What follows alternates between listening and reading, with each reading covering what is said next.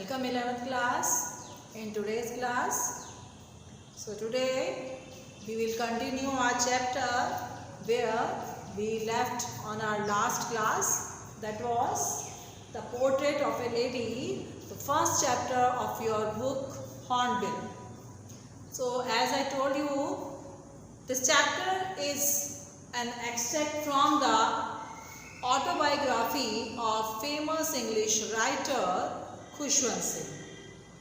Khushwant Singh, who gave his great contribution in Indian English literature, as he wrote many essays, novels, and autobiography too. So this is an extract from his own autobiography.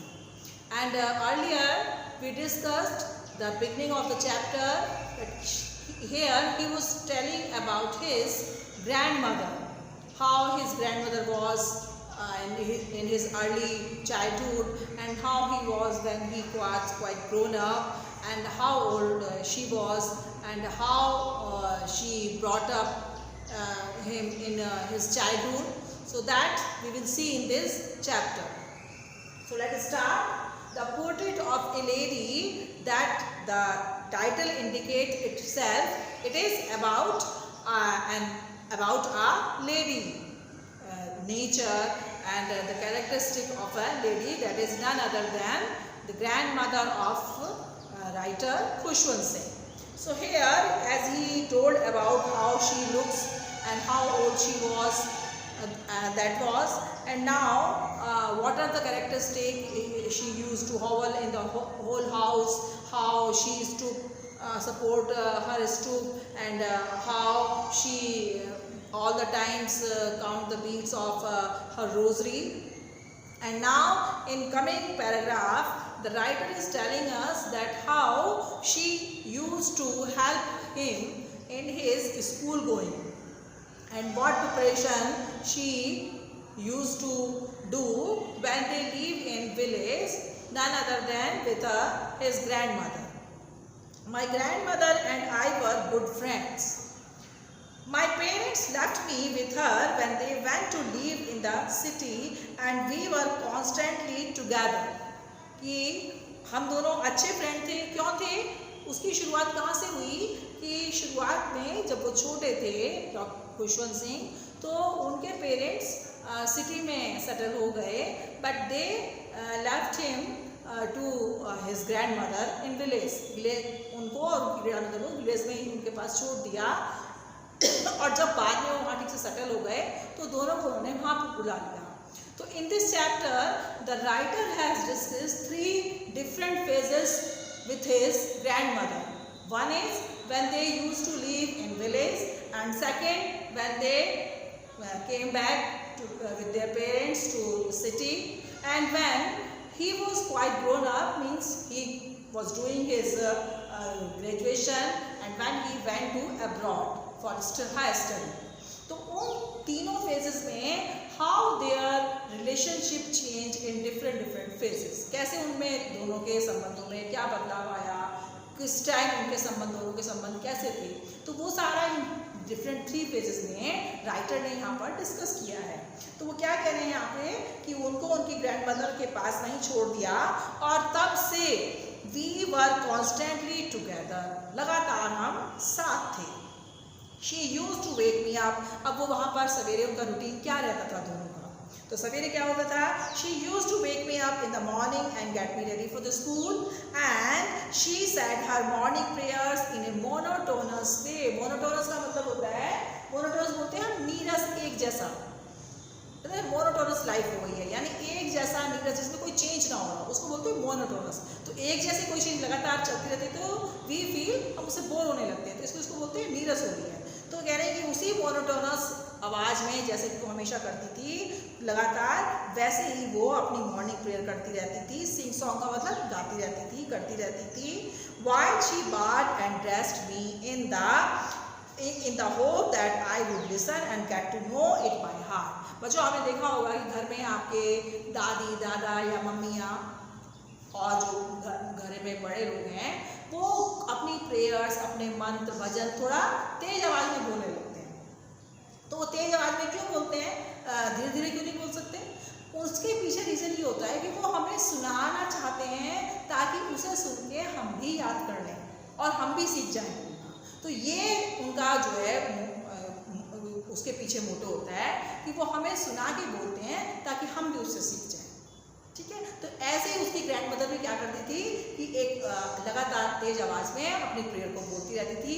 अपने जो है जब वो उसको नहलाती थी, तैयार करती थी, उसका नाश्ता बनाती थी, उसको जो है उसके जो सामान था स्कूल का, वो किताबें वगैरह जो भी था, उनको जब रेडी करती थी, तो वो कॉन्टिन्यूस वो सवेरे के टाइम अपनी जो प्रेयर्स थी वो बोलती रहती थी। तो इसी तरह वो यहाँ पे कह रहे हैं कि ये सोच के कि मैं उनको सुनूंगा और मैं भी सीख जाऊंगा, लेकिन ऐसा नहीं था। I listened because I loved her voice, but I never bothered to learn them.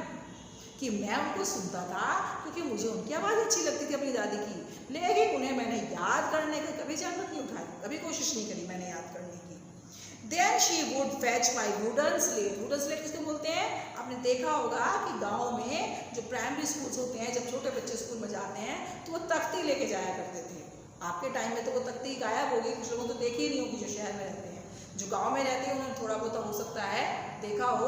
तख्ती लकड़ी की एक आयताकार जो है पट्टी होती है जिसमें पकड़ने का बना रहता है, और उसको जो है जो मुल्तानी मिट्टी होती है जिसको अर्दन क्ले बोलते हैं, उससे वो उसको पेस्ट किया जाता है, प्लास्टर मतलब पोतना, और फिर उसको धूप में सुखाया जाता है। फिर उसके ऊपर एक जो है पैन बनाया जाता है जो कोरवा होता है, जिससे मुड़े बने होते हैं ना, उसको काट के उसकी नोक बना के और उसको एक इंक आती है उसमें डुबो के, यानी पुड़िया मिलती थी, उसको दबात में घोलते थे, पानी मिलाते थे और वो इंक बन जाती थी, और उसमें डुबा के उससे लिखा करते थे।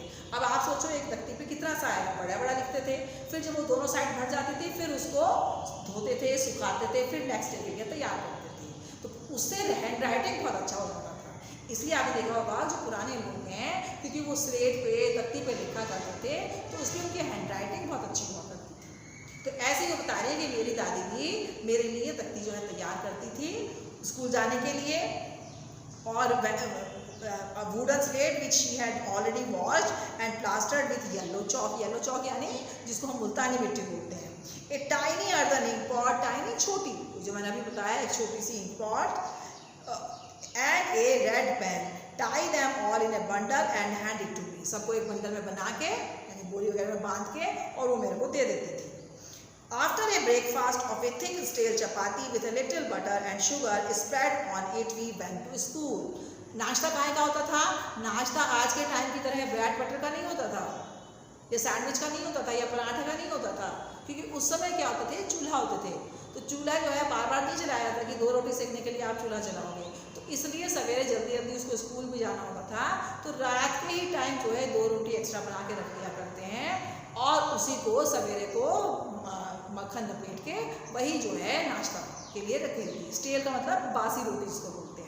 तो स्टेल चपातीज जो हैं किसके साथ? बटर के साथ, एंड शुगर उसके ऊपर लगा दिया और वही नाश्ता। वी वेंट टू स्कूल, और फिर हम स्कूल चले जाते थे। She carried several stale chapatis with her for the village dogs, और कुछ वो बासी रोटियां अपने साथ भी ले लेती थी। किसके लिए? जो रास्ते में स्ट्रे डॉग्स यानी गली में रहने वाले जो डॉग्स होते हैं उनको बोलते हैं स्ट्रे डॉग्स। पेट डॉग्स जिन्हें हम पालते हैं उनको बोलते हैं, और जो गली में घूमते रहते हैं उनको स्ट्रे डॉग्स, उनके लिए लेती थी, और फिर रास्ते में वो उनको देती भी जाती थी। My grandmother always went to school with me, उसकी ग्रैंड मदर रोज उसके साथ स्कूल भी जाती थी। Because the school was attach to the temple, क्योंकि वो लोग सिख थे, तो छोटे बच्चों की जो प्राइमरी जो होती थी टीचिंग वो गुरुद्वारों में ही होती थी। गुरुद्वारों में उनको गुरुमुखी भाषा लिखना सिखाया जाता था।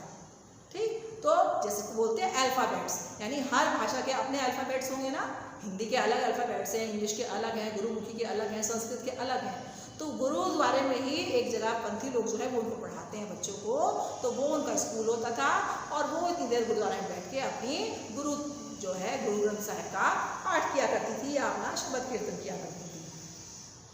तो why the children sat in rows on either side of the veranda singing the alphabet, singing का मतलब दोहराना, अल्फ़ाबेट को बोल बोल के याद करना, और the prayer in a chorus, chorus का मतलब ग्रुप में, जब हम एक ही लय में एक साथ कई लोग बोलते हैं तो उसको बोलते हैं कोरस।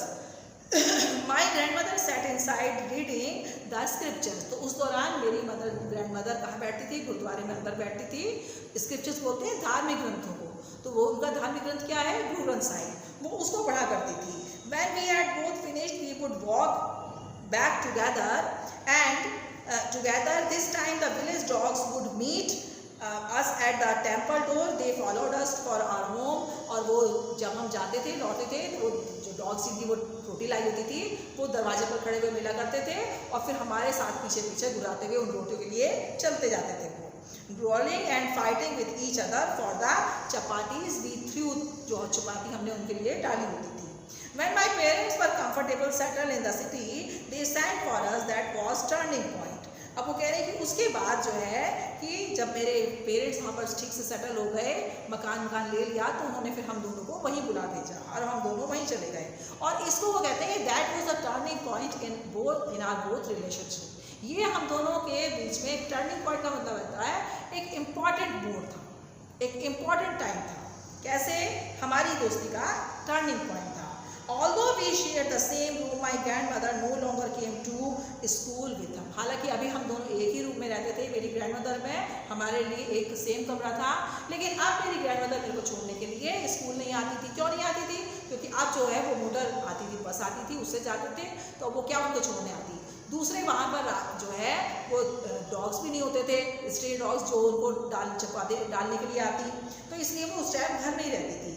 और दूसरे I used to go to an English school in a motor bus. There were no dogs in the street and she took to feeding sparrows. इसलिए अब उन्होंने डॉग्स की बजाय किसको रोटियां खिलाती थी? वो स्पैरोज, चिड़ियाओं को, उनको खिलाना शुरू कर दिया था, जो कोर्ट यार्ड में, जो हमारा शहर में घर था, उसके आंगन में आया करती थी, बैठती थी। As the years rolled by, we saw less of each other.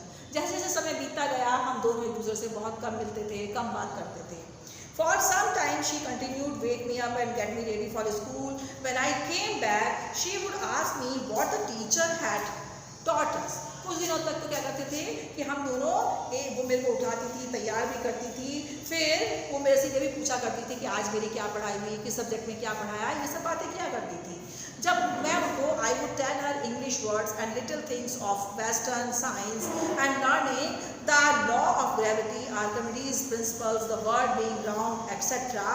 This made her unhappy. जब मैं ये सारी चीज़ें बताता था कि ये सारी चीज़ें पढ़ाई गई, तो ये सुन के वो बड़ी दुखी होती थी। क्यों दुखी होती थी? क्योंकि ये उसमें जो स्क्रिप्चर्स थी उनकी पढ़ाई नहीं थी, यानी धार्मिक शिक्षा तो कोई होती नहीं थी।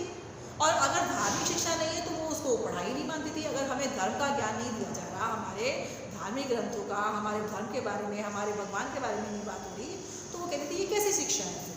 ठीक, तो इसलिए she did not believe in the things they taught. वो उन चीज़ों में विश्वास नहीं करती थी जो हमें इंग्लिश में पढ़ाया जाता था।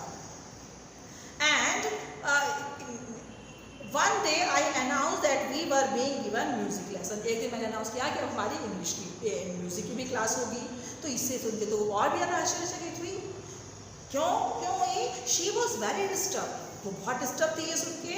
To her music had lewd association, क्योंकि बच्चों उस टाइम, जैसे कि आजकल आप म्यूजिक सीखते हैं, इंस्ट्रूमेंट सीखते हैं, डांस सीखते हैं, उस टाइम पीरियड में जेंटल फॉग यानी सभ्य घर के बच्चों के लिए या सभ्य घर के लोगों के लिए म्यूजिक कोई अच्छी चीज़ नहीं होती।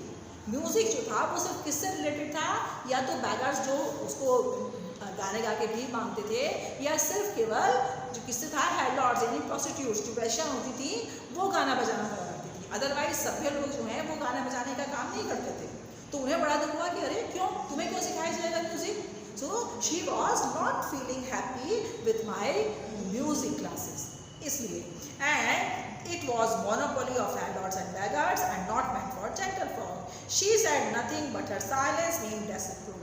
उन्होंने कहा तो कुछ नहीं, लेकिन उनकी जो चुप्पी थी वो इस बात का जो है बता रही थी कि वो इससे सहमत नहीं थी। She rarely talk to me after that. इसके बाद वो मेरे से कभी कभार की बात करती थी। क्यों? क्योंकि जो अब सब्जेक्ट मुझे पढ़ाए जाते थे इंग्लिश में, उसमें वो कुछ नहीं कर सकती थी मेरी हेल्प, तो इसलिए ना वो जानती थी, तो इसलिए वो ना मुझसे पूछती थी। मेरी स्टडीज में अब वो कोई इंटरफेयर या कोई उसके ऊपर बात नहीं होती थी। When I went to the university, I was given a room of my own. अब जब मैं बड़ा हो गया, 12th हो लिया, मैं ग्रेजुएट करने लगा यानी यूनिवर्सिटी में कॉलेज में जाने लगा, तो अब मुझे मेरा सेपरेट रूम मिल गया था। अब वो मेरे रूम को शेयर नहीं करती थी, क्योंकि अब मेरी पढ़ाई थी तो मैं पता नहीं किस टाइम तक जागूंगा, किस टाइम तक पढ़ूंगा, तो इसलिए अब हम दोनों के रूम्स भी सेपरेट हो गए थे। My grand mother accepted her secularism with resignation, कि अब उन्होंने अपना जो उसको बोलते हैं सेक्युलरिज्म वाला एकाकीपन, उसको उन्होंने मतलब रेजिग्नेशन मतलब उन्होंने उसको ना मानते हुए उसको स्वीकार कर लिया था कि अब वो जो है बिल्कुल अकेली हो गई थी। She rarely left her spinning wheel to talk to anyone. अब वो मोस्ट ऑफ द टाइम अपना टाइम किस वक्त जाती थी? Spinning wheel. स्पिनिंग व्हील सुना है आपने? किसको बोलते हैं? स्पिनिंग व्हील बोलते हैं जो चरखा तो सबने सुना होगा, जिसके ऊपर ये सूत काटते हैं, गाँव में काटते थे, तो रुई से कच्ची रुई आती थी और उससे फिर जो है लेडीज अपने खाली समय में सूत काटा करती थी और फिर उसको गांधी आश्रम में देके बना बनाया उस सूत के बेट के या कॉस्ट का कुछ भी वहाँ से ले लिया करती थी। तो वो भी अपना मोस्ट ऑफ द टाइम अब किसमें बिताती थी? वो उसी के ऊपर बिताती थी। ठीक, तो teaching about God and scriptures, one day I announce from sunrise to sunset she sat by her wheel spinning and reciting prayers. वो सिर्फ जो है अपना चरखे पे गाती रहती थी और सुबह से लेके शाम तक अपने भजन गाती रहती थी, अपनी पूजा में जो है बिजी रहती थी। Only in the afternoon she relaxed for a while to feed the sparrows. सिर्फ दोपहर में आधे घंटे के लिए वो फ्री होती थी, यानी चरखा काटना बंद करती थी। किस समय? जब वो जो है क्या करती थी, जो स्पैरोज गौरैया चिड़िया आती थी तो उनको जिस टाइम वो रोटी डालती थी, टुकड़े डालती थी रोटी के, यानी उन्हें खाना खिलाती थी, तो केवल उस टाइम वो थोड़ा सा रिलैक्स करती थी। Otherwise most of the time she spent her time on the spinning wheel यानी चरखे पर। और उसी समय while she sat in the veranda breaking the bread into little bites, hundreds of little birds collected round her creating a veritable bedlam of chirping. और इसी समय जो है वो क्या करती थी, सारी जो चिड़ियाँ थी वो उनके आसपास चहचहाना यानी जोर से जो है चिरपिंग करते हुए आगे बैठ जाती थी। Some came and perched on her legs, कुछ उनके पैर पे बैठ जाती थी, others on her shoulders, कुछ उनके कंधे पे बैठ जाती थी, some even sat on her head. She smiled but never shooed them away. वो हंसती रहती थी जब वो उनके कंधे पर बैठती थी, पैर पर बैठती थी, सिर पर बैठती थी, लेकिन कभी भी उनको शूट भगाती नहीं थी, अपने वार से दूर नहीं हटाती थी। Some she smiled but never shooed them away. It used to be the happiest half hour of the day for her. ये आधा घंटा उनके लिए सबसे अच्छा उनका टाइम होता था, इसे वो सबसे हैप्पीली जो है बिताती थी, सबसे ज़्यादा एंजॉय करती थी उन चिड़ियों के साथ। सो अभी तो यहीं तक पढ़ेंगे, फिर उसके बाद नेक्स्ट क्लास में टुमारो वी विल कंटिन्यू।